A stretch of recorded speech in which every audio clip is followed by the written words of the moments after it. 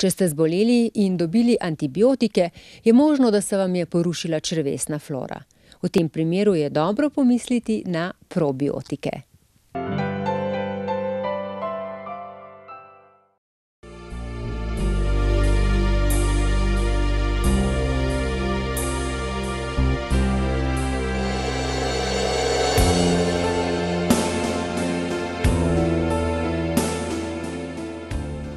Zelo veliko težav, ki jih imamo v spodnjem delu prebavil, temu rečemo napenjanje, driske, zaprtost, izhaja iz tega, da smo si uspešno porušili črevesno floro.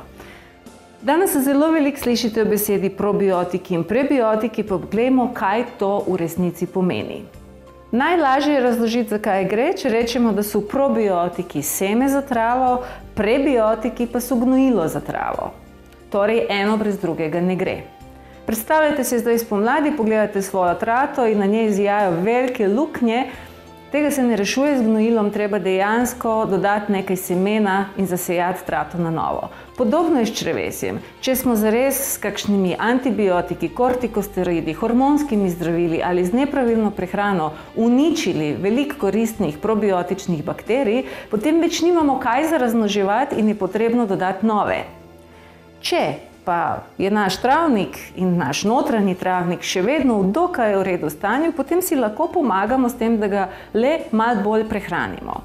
Probiotične bakterije imajo zelo rade vse oblike vlaknin, zato je uživanje sadja, zelenjave, jedrc, kakovostnih recimo semen, kot so laneno seme, sončnice in podobno, odlična prehrana za naše črevesne bakterije. Ob tem poznamo še res čudovite napitke, kot so zelnica, sirotka, kisava, koncentrirana fermentirana sirotka.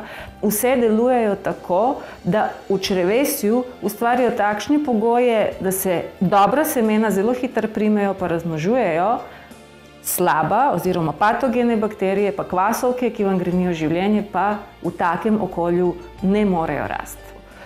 Prav zaradi tega, ker danes hočemo vse kupiti in zadeve morajo dlje časa trajati, se je industrija spomnila veliko bolj pametnega načina, da se ohranijo probiotiki, in sicer tako, da jih posušijo, temu rečemo liofilizirajo, toliko, da jih dajo v eno stanje spanja.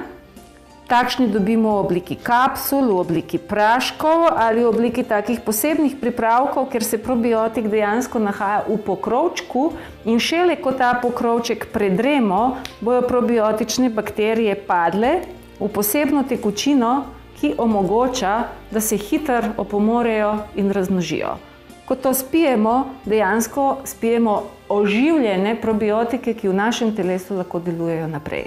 V današnjem času z enako denarja lahko kupimo, in veliko bolj pametno je, da bi kupili probiotična semena v taki liofilizirani obliki, ker je res zelo malo jogurtov in kislih mlek, ki v sebi res imajo dovolj življenja.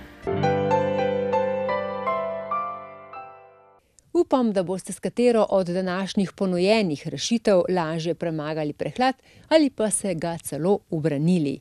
Zato dobrodošli spet v našo družbo in našo oddajo v mesecu februarju.